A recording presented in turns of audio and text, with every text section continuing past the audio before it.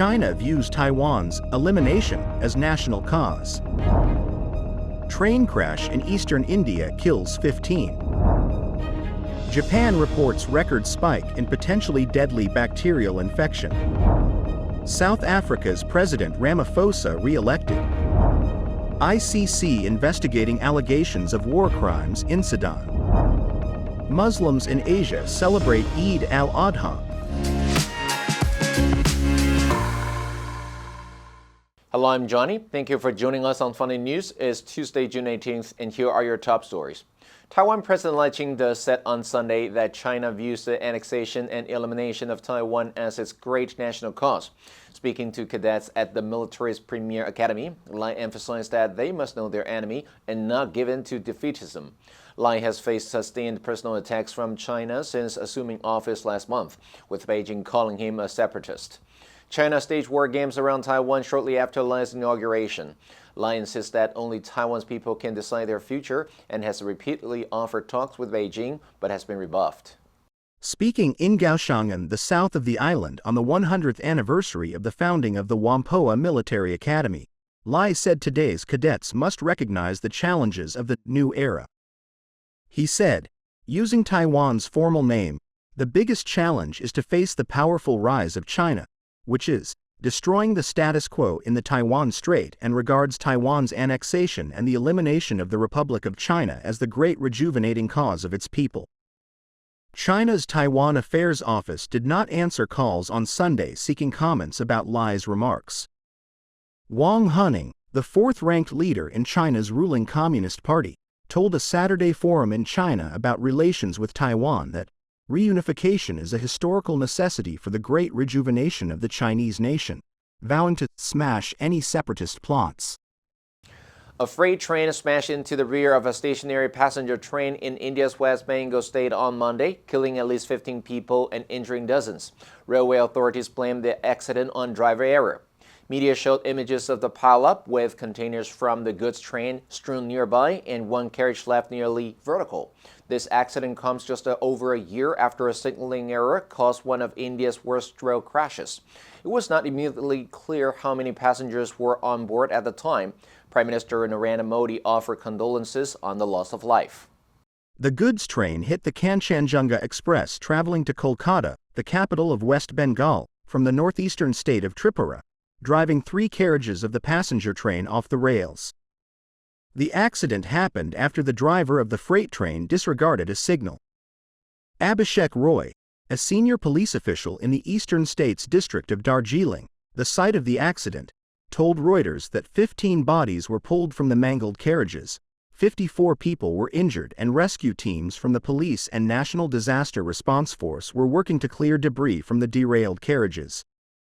Rescuers used iron rods and ropes to work free one carriage of the passenger train that had been swept upwards to lodge on the roof of the freight train by the impact of the collision. Official figures show that cases of a dangerous and highly fatal bacterial infection have reached record levels in Japan, with experts so far unable to pinpoint the reason for the rise. As of June 2nd, Japan's health ministry has recorded 977 cases of streptococcal toxic shock syndrome, which has a mortality rate of up to 30%. 77 people have died from the infection between January and March, the latest figures available. The ongoing outbreak in Japan has already surpassed last year's previous record of 941 preliminary infections, the highest since statistics began in 1999. Japan's National Institute of Infectious Diseases reported 97 deaths due to STSS last year, the second highest number of fatalities in the past 6 years.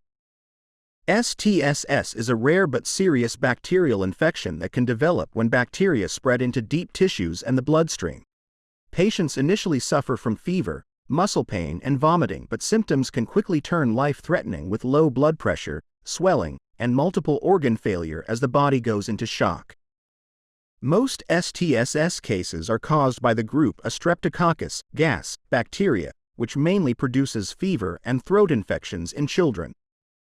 In rare circumstances, Strep A can become invasive when a bacterium produces a toxin that enables it to gain access to the bloodstream, causing serious illnesses such as toxic shock. The reason for this year's rise in cases of STSS in Japan remains unclear.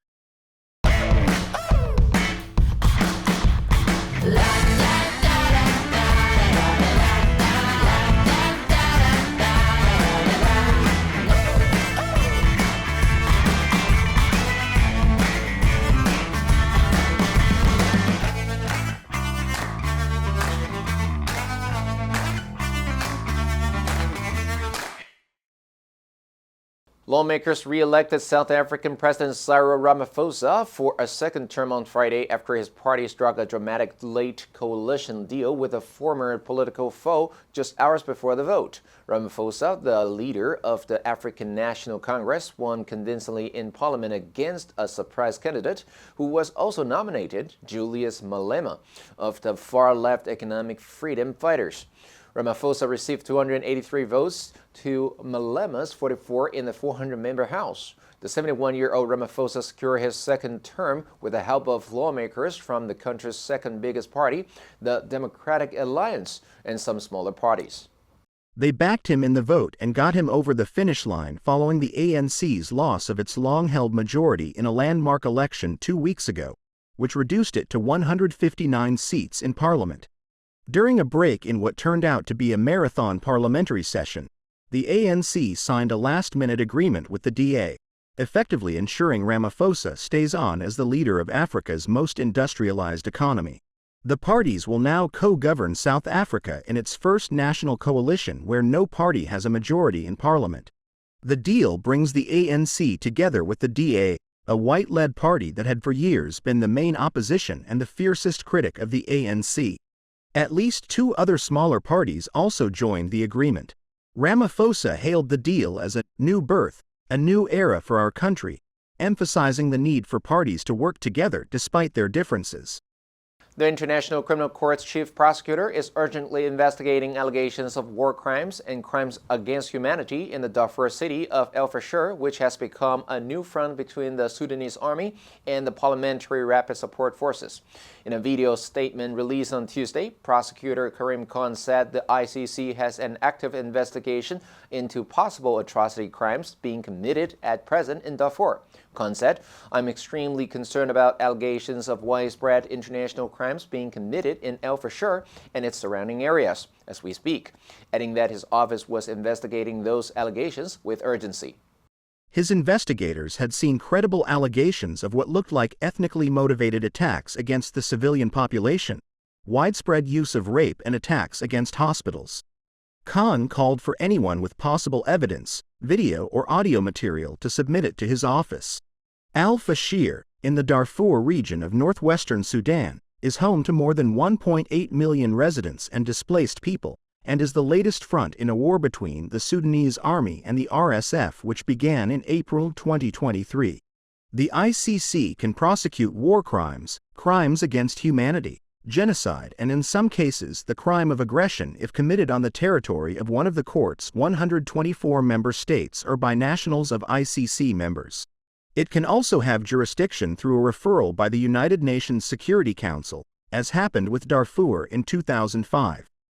Muslims in Asia celebrated al-Adha, or the Feast of Sacrifice, on Monday with food and prayers for people in Gaza suffering from the Israel-Hamas war. One of the biggest Islamic holidays, the occasion commemorates Prophet Ibrahim's test of faith by slaughtering livestock and distributing the meat to the poor. It's a joyous occasion marked by devout Muslims buying and slaughtering animals, sharing 2/3 of the meat with the poor. The revered observance coincides with the final rites of the Hajj pilgrimage in Saudi Arabia. Much of Asia, including Indonesia, Malaysia, India, and Bangladesh, observed al-Adha on Monday, while Muslims in other parts of the globe, including Saudi Arabia, Libya, Egypt, and Yemen, celebrated the holiday on Sunday. On Monday, worshippers shoulder to shoulder joined in communal prayers in Indonesia's capital, Jakarta. Preachers in their sermons called on people to pray for Muslims in Gaza and Rafah. Although Indonesia has more Muslims than any other country in the world, its traditions to mark Eid al-Adha have been influenced by other religions. Residents in Yogyakarta, an ancient center of Javanese culture and the seat of royal dynasties going back centuries, believe that if they manage to catch the crops arranged in the form of a cone-shaped pile called gunningen that is paraded from the royal palace to the Kalman Grand Mosque, it can bring them good luck. They scrambled to grab various food offerings, made of fruit, vegetables, and traditional snacks. The answer for yesterday was C, agitation. Danny returned to father's house in a state of intense agitation. Did you answer correctly? Now let's delve into the news of ICC investigating allegations of war crimes in Sudan. Number 1, atrocity. 有指战争中的残暴行为. The killing was cold-blooded, and those who committed this atrocity should be tried and punished. Number 2, widespread. 分布广泛的，普遍的，广泛的. The plan received widespread support throughout the country. Number 3, displays. 迫使某人离开家园. Around 10,000 people have been displaced by the fighting. Next, we have a multiple choice question for everyone to practice. Which answer would you choose? You can write your answer in the comment section. The correct answer will be announced tomorrow. And that's all for today's Funday News. Be sure to tune in to Funday News from Monday to Friday and click the link below to join Funday for free. I'm Johnny Wu, your host. I'll see you next time.